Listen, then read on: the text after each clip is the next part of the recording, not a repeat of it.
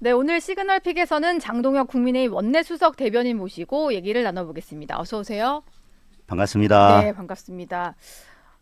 국회 상황부터 한번 여쭤보겠습니다. 지난 10일 밤에 민주당 단독으로 11개 상임위원장을 선출을 했고요. 남은 7개 상임위원장도 내일 본회의에서 단독 처리가 예상이 되는데 어떻게 좀 보고 계세요? 너무 밀어붙이는 거 아닙니까? 너무 밀어붙이고 있습니다. 예, 예상했던 대로 계획대로. 사실 저희들이 법사위와 운영위를 달라고 하는 것은 지극히 상식적인 일이고 예.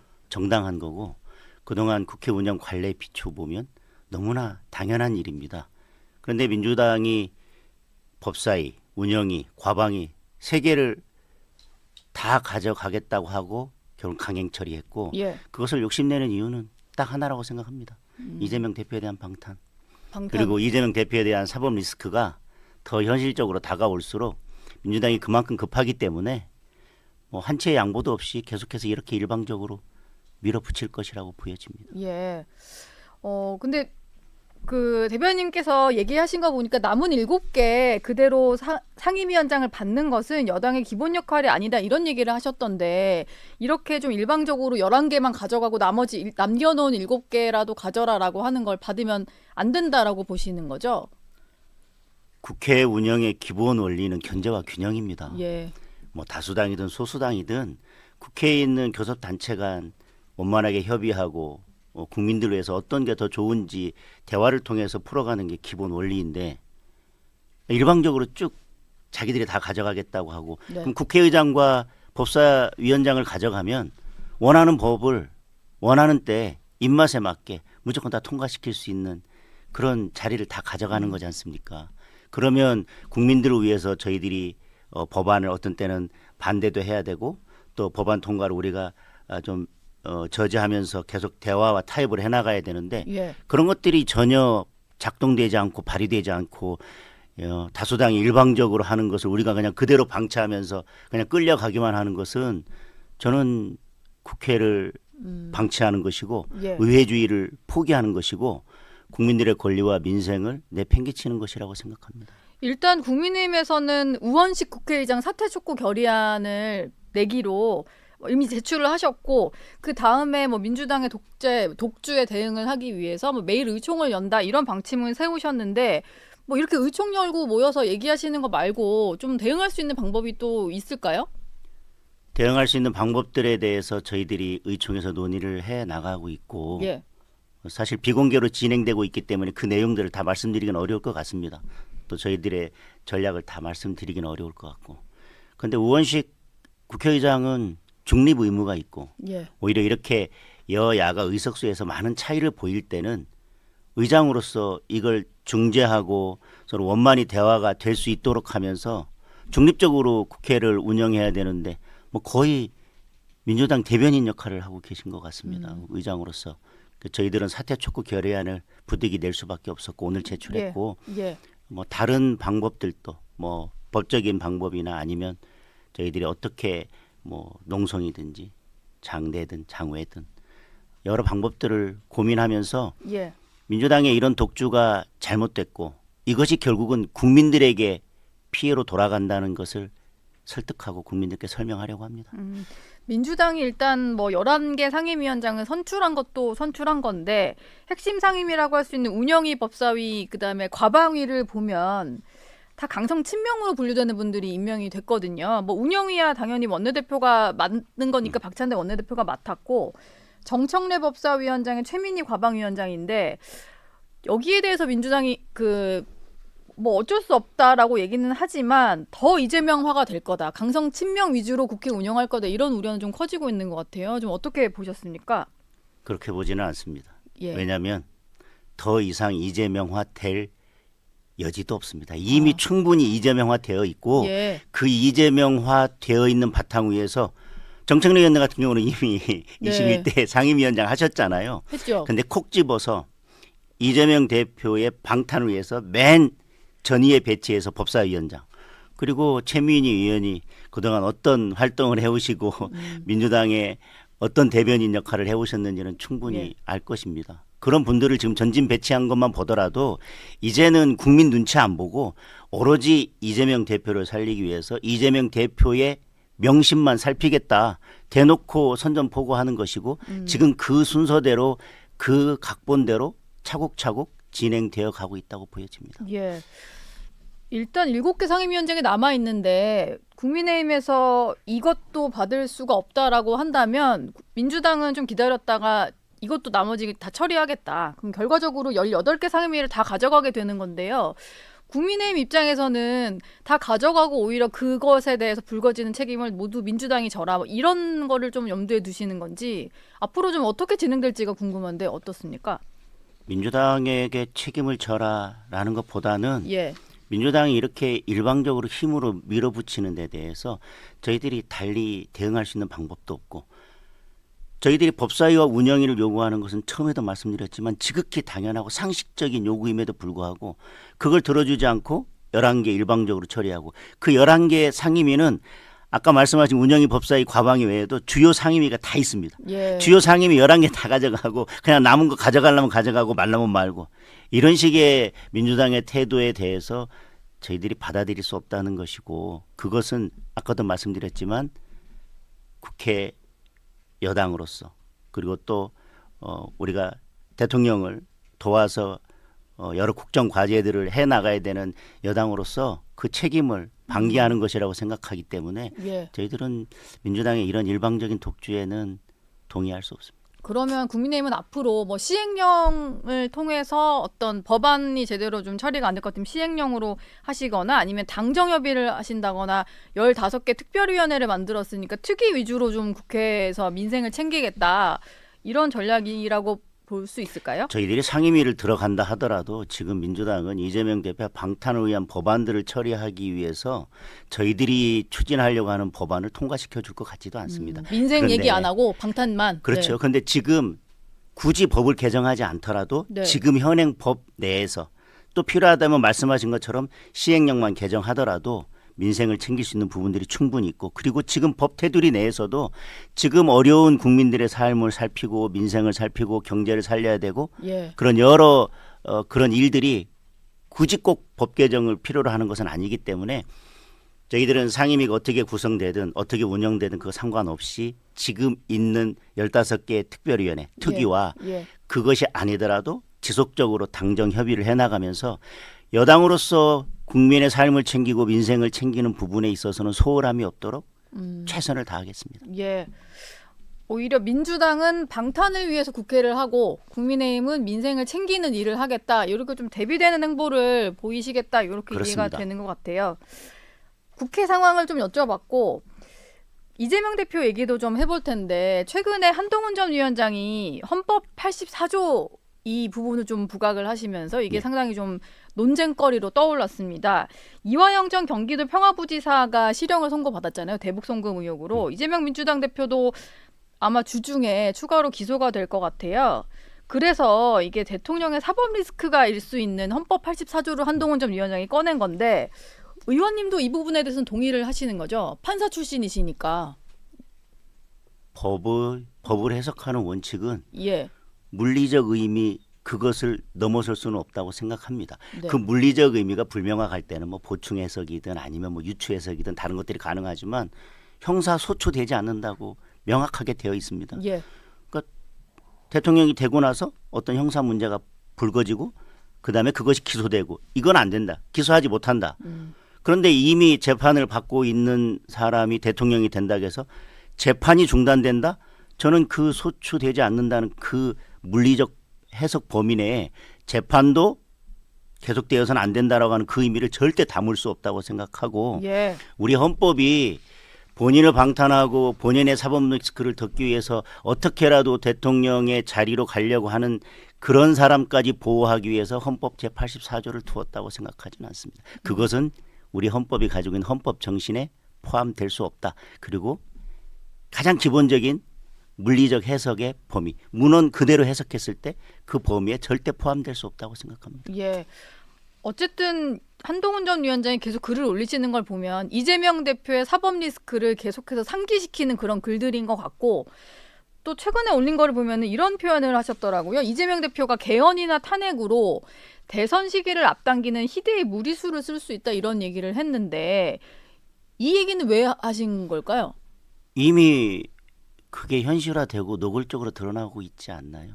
예. 4년 중임제를 얘기하면서 네. 대통령 임기 1년 단축시키자는 예. 벌써 그런 얘기를 뭐 조국 대표나 더불어민주당 내에서도 솔솔 이야기가 흘러나오고 있고 네. 벌써 그건 뭐 이미 현실화된 이야기고 그다음에 말씀드린 대로 법사위 운영이 과방위 가져가려고 하는 것 자체가 어떻게든 이재명 대표를 살리기 위해서 지금 이 사법 리스크가 너무 빨리 현실화되고 있기 때문에 3년은 못 기다리겠다. 예. 어떻게든 3년보다 더 단축시켜서 이재명 대표를 대통령의 자리로 보내서 이재명 대표를 살려야 되겠다. 그게 지금 상임위를 이렇게 일방적으로 단독으로 끌고 가는 그 목적이기 때문에 지금 그것이 뭐 무슨 어디 딴 나라에 있는 얘기나 아니면 멀리 있는 얘기가 아니라 지금 이 시간 국회에서 현실적으로 벌어지고 있는 일들입니다.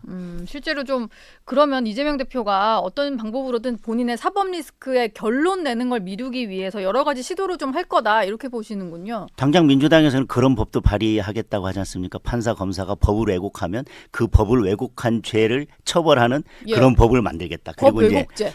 판사도 선출하겠다. 그 예. 얘기는 이제 그냥 우리 마음에 드는 판사하고 그다음에 판사 검사 당신들 우리 마음에 안 들게 하면 이거 법을 왜곡한 거라고 해서 처벌할 테니까 예. 당신들 몸조심해 이렇게 대놓고 지금 협박하는 거 아니겠습니까? 예. 모든 것들이 지금 뭐 특검법 다시 발의하고 법사위원장 가져가고 대통령실 운영위원장 가져가서 대통령실 계속 불러서 뭐 현안 질의하고 하면서 이렇게 하려고 하는 모든 것 그리고 지금 말씀하신 것처럼 판사 검사 법 왜곡죄 뭐 예. 이런 거 뭐 법 만들겠다 네. 이런 모든 것들이 결국은 이재명 대표 한 명을 살리기 위한 기승전 이재명 방탄이죠. 예. 근데 어쨌든 이거를 막을 수 있는 방법은 없죠. 지금 192석의 범야권이 만약에 똘똘 뭉친다고 했을 때 법 통과를 막을 수는 없을 것 같고 결과적으로 또 거부권 행사하고 뭐 이래야 되는 상황인 거죠.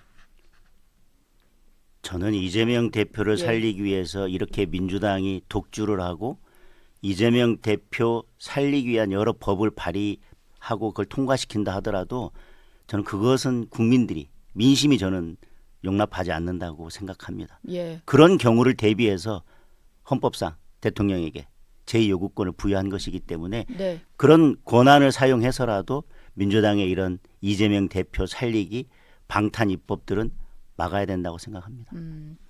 알겠습니다. 국민의힘은 일단 국회 안에서 이런 거대 야당의 독주를 좀 저지하기 위한 노력을 할 것 같고 전당대회도 또 차근차근 준비가 되어가고 있는데 당원 당규 특위에서 어느 정도 이제 가닥은 잡은 것 같아요. 민심 반영 비율도 정해진 것 같고 그 지난주에는 한창 2인 대표 체제로 논란이었다가 결국 단일 지도 체제 유지로 가닥은 잡힌 것 같습니다. 근데 황우여 대표가 얘기를 하는 걸 보면은 승계를 할 수 있는 단일 지도 체제라고 해서 여전히 뭔가 지도부 안에 2인자를 좀 두고 싶다 이런 의지를 좀 내비치시는 것 같아요. 근데 이게 비대위 내부에서 좀 공감대가 형성되는 상황인 건지 궁금한데요. 제가 알기로는 비대위에서 비공개 회의할 때 물론 당원 당규 개정 특위가 있기 때문에 거기에서 논의할 문제지만 예. 그 논의 시작 전에 비대위원들이 비공개로 이번에 전당대회는 지도 체제는 이제 건드리지 바꾸지 않고 않는다. 바꾸지 네. 않는다라고 의견이 모아진 것으로 알고 있고 그 내용을 성일종 사무총장께서 의원총회에서 의원님들께 말씀하셨을 때 의원님들도 그거에 대해서 다른 말씀을 안 하셨거든요. 네. 왜 안 바꾸냐 이번에는 그거 바꾸고 뭐 그것도 논의해야지 이런 분들은 안 계셨습니다. 예. 따라서 비대위 내부와 뭐 원내 의원님들 사이에서는 이번에는 빨리 전당대회를 치루어서 당을 안정적으로 이끌고 갈 당대표를 예. 뽑고 당을 안정화시키고 빨리 당을 쇄신하는 게 필요하다는 데 공감대가 모아졌고 그래서 뭐 민심 반영 비율은 논의할 수 있지만 네. 지도 체제까지 건드리는 것은 맞지 않다라는 데 공감대가 이루어졌다라고 저는 생각합니다. 그러면 어느 정도의 룰은 결정이 되어가고 있는 상황이고 전당대회 시점도 7월 25일 이전에 좀 하겠다라고 23일 정도. 예, 23일 정도 네. 결론이 나고 있는 것 같아요. 그래서 가장 궁금한 것은 한동훈 전 위원장이 나올 것이냐 이건데 사실 원내의 가장 대표적인 친한계 인사로는 의원님이 거론이 된단 말이에요. 네. 좀 솔직하게 아시는 건 좀 다 말씀해 주실 수 있을까요? 아는 거요? 네. 예. 뭐 물어보세요. 나오시는 건가요? 그건 아직 결정되지는 않은 것 같습니다. 예. 몇 퍼센트 정도 맞습니까? 그걸 퍼센트로 말씀드리기는 어려운 것 같고 예. 여러 고민들을 아직도 하고 계시다. 그렇게 보면 될 것 그럼 같습니다. 안 나올 가능성도 아직 남아 있는 건가요? 나오는 게 확정되지 않았으면 뭐 안 나올 가능성도 열려 있는 거 아닌가요? 예. 여러 고민을 하고 계시다 그렇게 말씀드리겠습니다. 근데 만약에 나온다고 하면은 지금 점점 그 확실한 선언을 해야 되는 시점이 다가오고 있는 건 분명한 것 같아요. 전당대회 날짜도 어느 정도 가닥이 잡히게 되면은 이제 곧 후보 공고를 내거나 이런 절차들이 진행이 될 거잖아요. 나온다 안 나온다가 그럼 언제쯤에 명확하게 좀 입장이 나올 수 있을까요? 후보 등록하는 시점에는 말씀을 하셔야 되지 않을까요? 예. 네. 아, 후보 등록하는 시점에는 뭐 어쩔 수 없이 말씀하셔야 되니까. 예. 그건 너무 당연한 답변이신 것 같은데 좀 알고 계신 바를 고민하시지 말고 좀 시원하게 말씀 좀 해주시죠. 아까 말씀드린 것처럼 일단 당대표 출마에 대해서 여러 고심을 하고 계시기 때문에 언제 공식적으로 출마를 그런 의사를 밝힐 건지를 지금 말씀드리는 것은 조금 이른 것 같습니다. 예. 근데 얼마 전에 보면은 국회 개원 이후에 초선 의원들한테 문자로 축하 인사를 건넸다라는 얘기가 나옵니다. 그리고 최근에 지구당 부활을 꺼낸 거라든지 아니면 이재명 대표의 뭐 이런 사법 리스크를 계속 지적을 하고 있는 것도 전당대회 출마를 염두에 두고 계속 메시지를 내는 거다 이런 해석들이 있거든요. 근데 실제로 좀 그렇게 해석하는 게 맞을까요? 비대위원장 하실 때도 무슨 말씀을 하셨냐면 정치를 계속 이어가겠다 어떤 방식으로든. 예. 그리고 총선 과정에서 또 비대위원장으로서 국민들과 당원들에게 약속한 것은 약속을 지키겠다. 그렇게 말씀을 하셨습니다. 정치를 계속 하겠다고 하신 이상 지금 밖에 계시면서 이런저런 모양으로 정치 현안이나 아니면 민생 현안에 대해서 목소리를 내는 것은 지극히 자연스럽다고 생각이 되고 예. 또 총선에서 총선 책임을 지고 이제 공천의 책임을 졌던 당 대표로서 이번 의정 활동을 시작하는 초선 의원님들께 뭐 인사 문자 전하는 것도 저는 자연스러운 모습이라고 생각합니다. 저희가 사실 장동영 의원님을 친한계 인사다라고 표현을 하는데 좀 겉으로 드러난 것은 비대위원장을 할 때 같이 호흡을 맞췄던 당 지도부가 당연히 친한일 것이다. 이러다 보니까 그렇게 분류가 되는 거고 또 영입 인사들 같은 경우에도 한동훈 전 위원장이 직접 영입한 인사들이니까 좀 그렇게 분류를 하는데 주변에서는 누가 좀 조언을 주고받는 사람이다 이렇게 볼 수 있을까요? 드러나지 않은 친한계랄까? 뭐 어떤 분들이랑 주로 소통을 하시는지 궁금한데요. 침묵이 길어지고 글쎄요. 있네요. 예. 예. 저는 소통하고 있고 네. 또 뭐 다른 분들하고 제가 이렇게 여러 방면으로 이렇게 저렇게 소통하고 뭐 계신 걸로 알고 있는데 뭐 그분들 이름을 여기서 거명하는 것은 적절치 않은 것 같습니다. 예, 알겠습니다. 그럼 이런 질문을 좀 드려보면 어떨까 싶은데요. 일각에선 그런 얘기합니다. 이게 단일 지도 체제이고 각자 나와서 그냥 당대표가 되고 최고위원이 되는 겁니다만 예전의 사례를 한번 보면 이준석 대표와 이제 같이 무리를 형성했던 천하용인 이런 분들 같은 경우는 같이 전당대회 출마해서 선거운동도 같이 하고 이랬었단 말이에요. 그러다 보니까 혹시 한동훈 전 비대위원장이 출마를 하게 되면은 최고위원회도 같이 호흡을 맞출 만한 분들이 출마를 동시에 하지 않을까 이런 얘기들이 여의도 일각에서는 나오고 있는데 이게 좀 가능한 구상인 걸까요?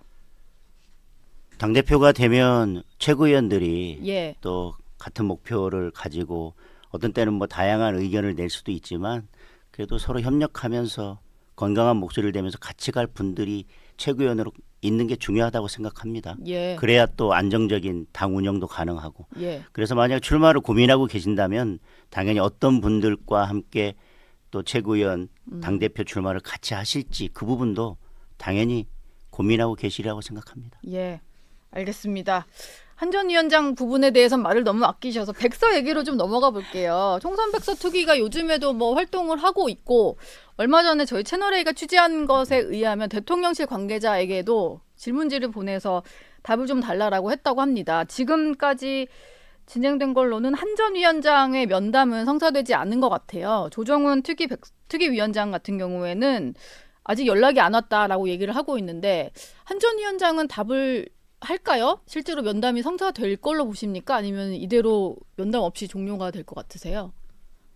뭐 한 전 위원장을 꼭 불러야 되겠다, 뭐 아니다라고 하는 것은 특위에서 결정할 문제고, 또 지금까지 뭐 저도 특위에 가서 예. 제가 2시간 넘게 뭐 면담하고 말씀드린 부분들이 있기 때문에, 그리고 사실 총선 과정에서 실무는 저하고 계속 소통하면서 하셨기 때문에 제가 말씀드린 거 이상으로 그래도 다음 총선이나 아니면 당이 앞으로 혁신해 나가는데 뭐 첨언할 말씀이 있거나 뭐 도움 주실 말씀이 있다고 생각하면 뭐 어떤 방식으로든 뭐 예.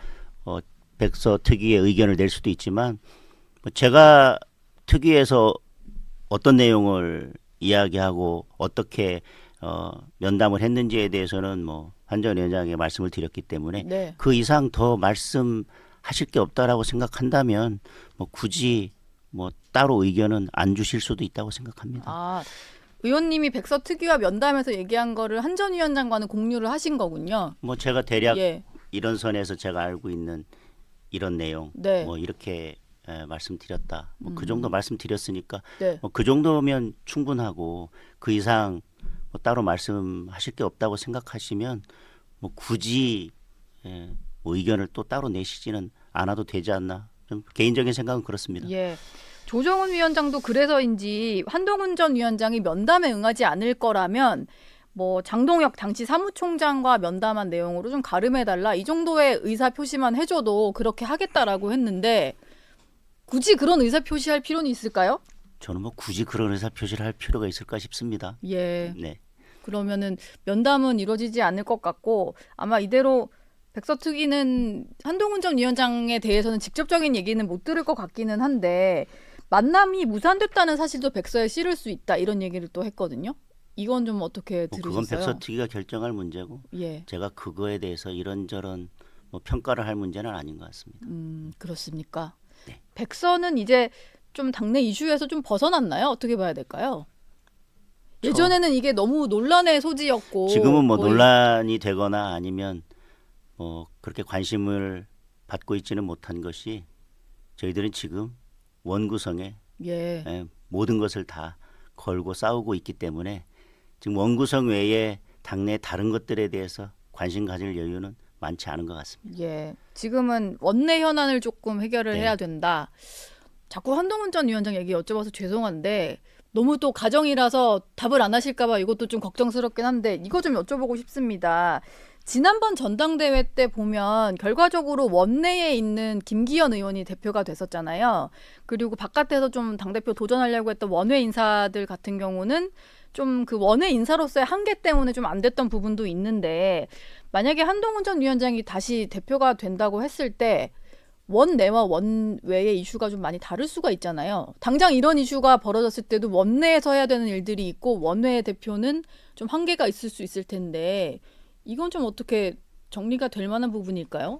충분히 어떻게? 가능하지 않을까 싶습니다. 예. 당대표로서 정책과 관련된 정책위의장 그리고 원내 사안에 대해서는 기본적으로 원내 대표와 충분히 소통하면서 당내 문제와 원내 문제를 같이 고민하면서 풀어갈 수 있다고 생각하고, 예. 뭐 소통만 잘 이루어진다면 당대표가 원내인지 원외인지가 그렇게 크게 중요하지는 않다고 생각합니다.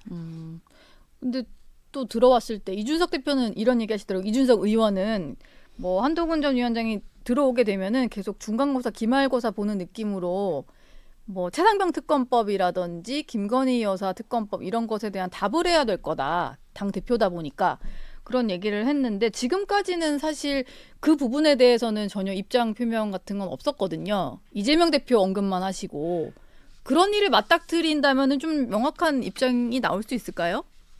당 대표로서는 어떻게든 입장을 내셔야 된다고 보고, 예. 그리고 지금 원구성부터 원내 상황이 정말 녹록지 않고 그 어떤 때보다도 힘든 이제 22대 국회가 될 겁니다. 예.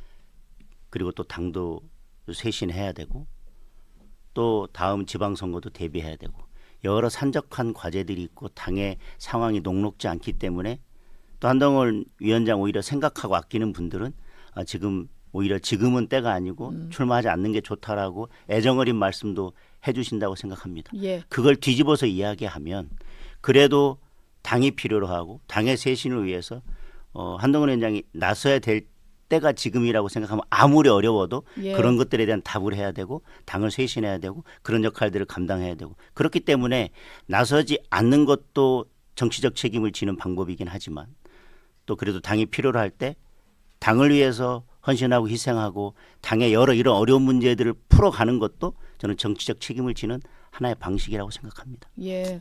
알겠습니다. 지금까지 장동혁 국민의힘 원내대변인과 얘기를 나눠봤습니다. 오늘 말씀 고맙습니다. 감사합니다. 네, 라디오쇼 노은지의 정치 시그널 오늘 송신은 여기까지입니다. 유튜브 채널 들어가셔서 채널A 뉴스 꼭 구독해 주시고요. 저는 내일 아침 8시에 다시 오겠습니다.